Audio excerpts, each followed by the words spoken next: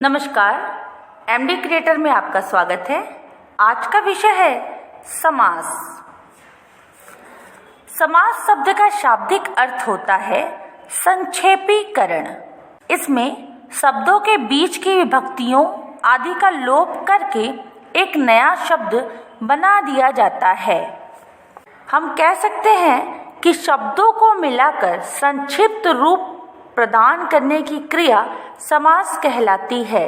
समास शब्द का अर्थ है पास रखना, छोटा करना या संक्षिप्त करना। जैसे राजा का दूत, राजदूत। इस आधार पर हम समास की परिभाषा करते हैं कि दो या दो से अधिक शब्दों के मेल से शब्द बनाने की प्रक्रिया को समास कहते हैं। समास विषय की कुछ बिंदुएं हैं जो अति आवश्यक हैं।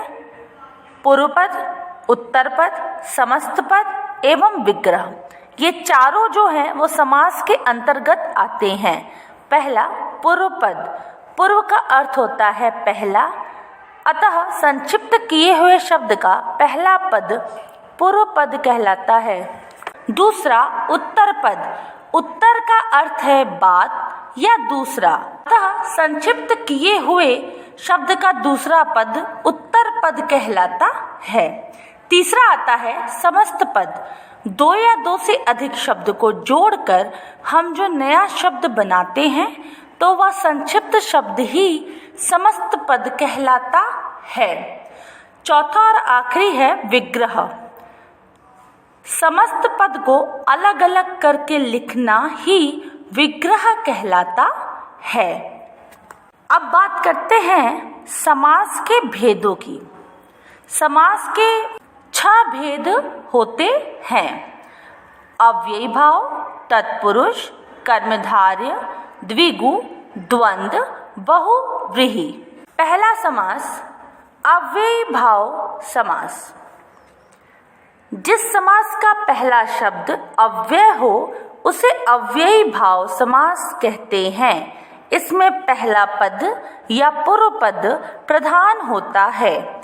इसके प्रारंभ में अव्यय होने के कारण ही इसे अव्ययी भाव कहते हैं। पूर्व पद के अव्यय होने से समस्त पद भी अव्यय हो जाता है। उदाहरण, विग्रह होगा प्रत्येक मास तो समस्त पद हुआ प्रति मास। विग्रह हुआ शक्ति के अनुसार तो समस्त पद हुआ यथा शक्ति। इसी प्रकार विग्रह हर दिन तो समस्त पद है प्रति दिन। दूसरा तत्पुरुष समास। जिस समास में उत्तर पद प्रधान हो उसे तत्पुरुष समास कहते हैं। इसमें पूर्व पद गौण होता है और समस्त पद बनने पर पूर्व पद के साथ लगी विभक्ति का लोप हो जाता है। विभक्तियों तथा अन्य आधार पर इसके भेद जो हैं वह निम्नलिखित हैं: कर्म तत्पुरुष, करण, संप्रदान, अपादान, संबंध, अधिकरण और नई तत्पुरुष समास। उदाहरण का विग्रह है यश को प्राप्त, समस्त पद है यश प्राप्त। हाथ से लिखित, समस्त पद है हस्तलिखित। हवन के लिए सामग्री, समस्त पद है हवन सामग्री। पथ से भ्रष्ट, समस्त पद है पथभ्रष्ट। राजा का पुरुष, समस्त पद है राजपुरुष। सिर में दर्द, समस्त पद है सिर दर्द। अंत में नई तत्पुरुष में अ अर्थात निषेध या अभाव होता है। जैसे न देखी, समस्त पद है अनदेखी। न ज्ञान, समस्त पद है अज्ञान। तीसरा समास है वह है कर्मधारय समास।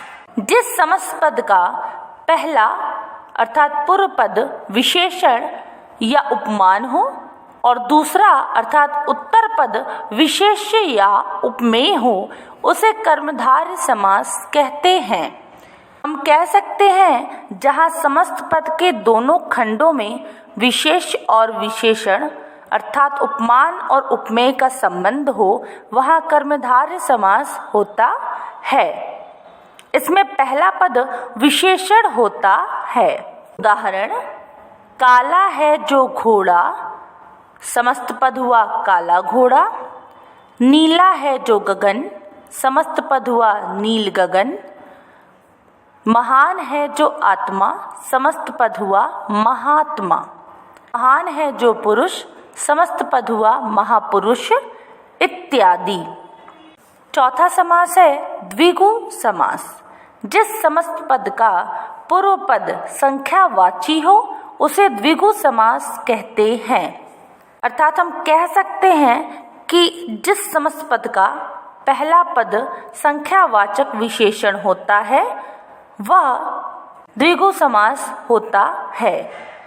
उदाहरण, विग्रह होगा 8 आनों का समूह, समस्त पद है अठन्नी। 3 भवनों का समूह, समस्त पद है त्रिभुवन। 2 पहरों का समाहार, समस्त पद है दोपहर। 4 राहों का समाहार, समस्त पद है चौराहा। 9 ग्रहों का समूह, समस्त पद है नवग्रह इत्यादि। पांचवा समास है द्वंद्व समास। जिस समस्त पद के दोनों पद प्रधान हो उसे द्वंद्व समास कहते हैं। विग्रह करने पर दोनों पदों के बीच में और, या, एव आदि समुच्चय बोधक आ जाते हैं। उदाहरण, माता और पिता, समस्त पद है माता पिता। सुख और दुख, समस्त पद है सुख दुख। भला और बुरा, समस्त पद है भला बुरा इत्यादि। द्वंद्व समास में समस्त पद के बीच में योजक चिन्ह होता है तथा पूर्व पद और उत्तर पद प्रायः विपरीत शब्द होते हैं। अंत में छठा जो समास है वह है बहुव्रीहि समास।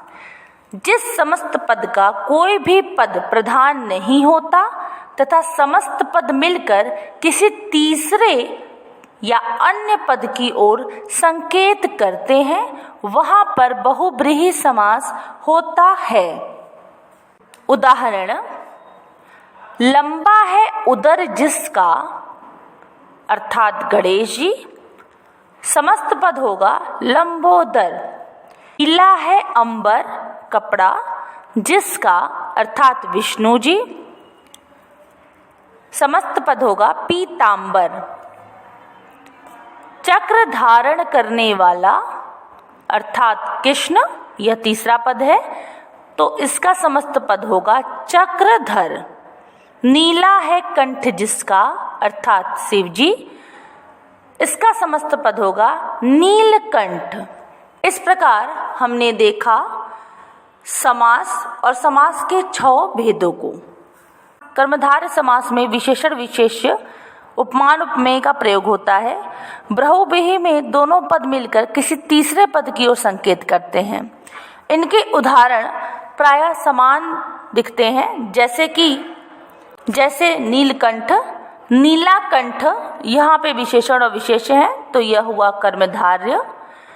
और इसका विग्रह अगर हम करें, नीला है कंठ जिसका अर्थात शिव जी, तो यह हुआ बहुव्रीहि समास क्योंकि इसमें तीसरा पद प्रधान है और पहले नीला कंठ में जो है विग्रह हुआ है विशेषण और विशेष्य का, तो यहाँ पर कर्मधारय है।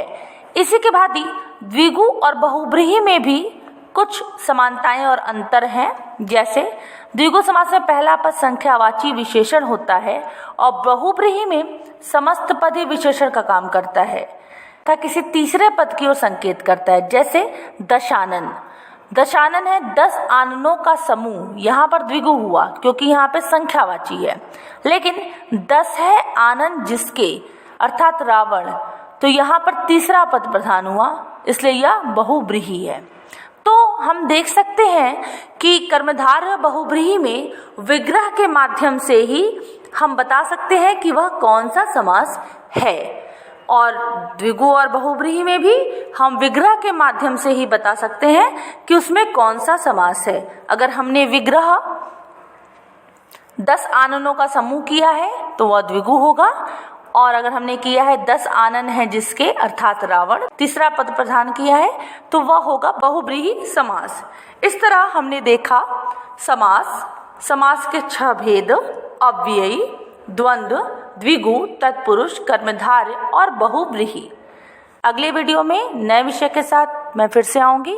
मेरे चैनल MD क्रिएटर को लाइक और सब्सक्राइब करना बिल्कुल ना भूलें। धन्यवाद।